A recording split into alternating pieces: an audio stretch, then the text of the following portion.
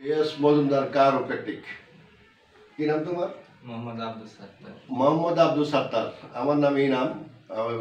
সুতরাং সে আসছে নরসিংদী থেকে। তার বাড়ি নরসিংদী কোথায়? নরসিংদী আর কি চাকরি করি, আমার হোম ডিস্ট্রিক্ট দিনাজপুর। দিনাজপুর, তার বাড়ি নরসিংদীতে সে চাকরি করে। তো যে তার সমস্যা হয়েছে লাম্বার, কোমরের সমস্যা। কোমরে L45 এবং S1 MRI রিপোর্ট মতে।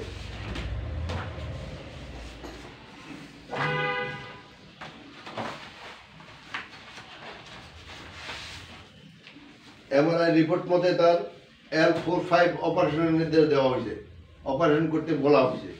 তো আমি জানি না অপারেশন করে L45 অপারেশন করে কি করবে, L32 কি করবে। আচ্ছা, অপরদিকে তার হলো সার্ভাইকাল প্রবলেম, সার্ভাইকাল সমস্যা। তার ঘাড়ে C4, C5 এবং C5-6, C6-7 সমস্যা হয়েছে। তার ঘাড়ে ব্যথা করে, সে ঘাড় উপরের দিকে নিলে এখানে ব্যথা হয়।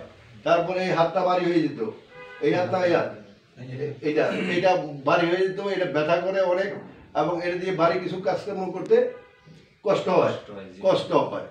তো ভালো কথা, ওনার লাম্বারে অপারেশন করলেন। সার্ভাইকাল কি করবেন? এখন যাদের সার্ভাইকাল প্রবলেম যেটা আছে সেটা কি করবেন? তো সেটাও আছে, সার্ভাইকাল অপারেশন করলেন। অপারেশন করার পরে কি সেই এই রোগীটা স্বাভাবিক জীবনে কি ফেরত যেতে পারবে? সে কি সকল কাজকর্ম করতে পারবে?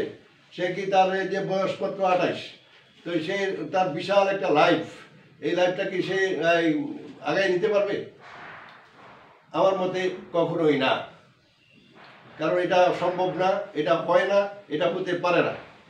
হ্যাঁ, অপারেশন করে সাময়িকভাবে আপনি একটা ডিস্ক কেটে দিলেন, ভালো কথা, কেটে নিলেন, দেওয়ার পরে আপনি ভালো করলেন, লেজার করেন বা এন্ডোস্কোপি করেন, যেটাই করেন, যে কোনোভাবে যে সার্জারি করেন। আমার এখানে সার্জারি করে যে সমস্ত রোগীরা আসে বেশিরভাগই পঙ্গু।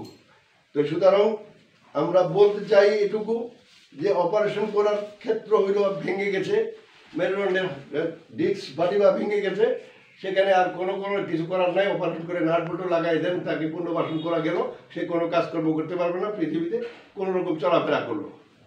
তো এটা ছাড়া অপরদিকে তোমার কি কি অসুবিধা হয় বলো তো? আমার এই যে কোমর থেকে পিছন সাইড দা পায়ের গোড়ালি পর্যন্ত ব্যথা না, ব্যথা।